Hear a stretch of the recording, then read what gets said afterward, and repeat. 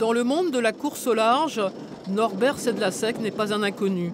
À bord de son monocoque de 60 pieds tout en fibre de roche volcanique, il a tenté à plusieurs reprises le tour du monde par les pôles. 12 ans que le skipper et l'architecte naval Marion Kor, tous deux autrichiens, travaillent ce matériau naturel et totalement recyclable.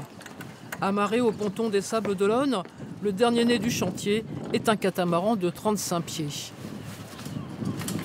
Tu plais, tu as activé les moteurs en tribord. Équipé d'un moteur électrique et de panneaux solaires, ce bateau est destiné à la croisière touristique.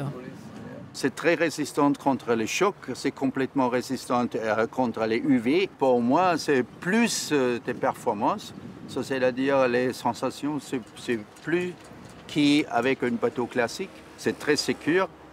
Pour moi, c'est vraiment un très très bon bateau.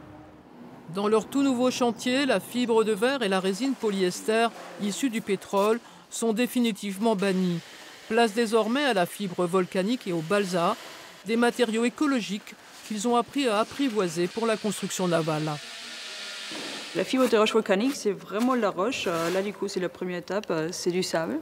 Et puis ça se trouve un peu partout sur notre monde. Notre planète, elle est faite de magma, du coup, il y en a partout. Et puis ensuite, on fait une file avec. Mais là, comme vous voyez, ça, c'est pas qu'une seule file. En fait, il y a 200 filaments. Du coup, c'est très très fin. Plus fin c'est, plus la performance est haute. Selon l'utilisation ou l'endroit sur les bateaux, on met plusieurs fibres, on les pose dans les différentes directions. Sélectionnés et découpés, les tissus sont structurés avec soin. Achevés, ils formeront les flotteurs des catamarans.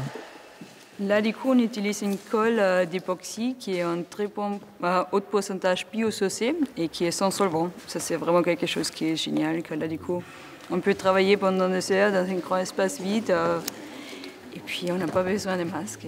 C'est super agréable de travailler avec. Pour nous et l'environnement, c'est ce qu'on cherche. Oui.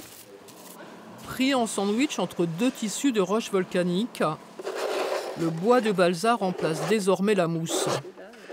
Comme c'est un matériau vraiment naturel, on préfère travailler avec. C'est renouvelable, ça pousse, c'est une matière qui a aussi une empreinte CO2 qui est zéro, qui est neutre. Du coup, c'est aussi super important pour nous. Et c'est vraiment la vie, c'est du bois, c'est quelque chose qu'on aime bien travailler. Dès qu'on a mis un petit peu de résine dessus, que c'est fixé, bah, c'est super, il n'y a pas de difficulté et c'est très agréable à travailler en tout cas. Ces bateaux coûtent de 15 à 20% plus cher que leur version en fibre de verre. Entre 25 et 30 000 euros pour ce catamaran de presque 5 mètres, conçu sur mesure pour un client suisse. Là, c'était vraiment l'idée d'avoir quelque chose pour toute la famille, pour que si ceux qui ne se sentent pas trop à l'aise sur une trampoline, ils sont un peu les pieds sur terre. Du coup, c'est un plancher rigide et ils se sentent mieux et puis comme ça, toute la famille peut en profiter. Et puis là, du coup, on a toujours le choix des moteurs électriques, du coup, qui ne polluent pas sur place. On a aussi des panneaux photovoltaïques qu'on rajoute pour justement les charger. Du coup, c'est vraiment neutre pour l'environnement. Le monocoque de 60 pieds est en bonne place dans le chantier. Son prochain défi, un tour du monde sans escale et sans assistance à travers les 5 océans, 6 mois de navigation dans des conditions extrêmes en Arctique et Antarctique.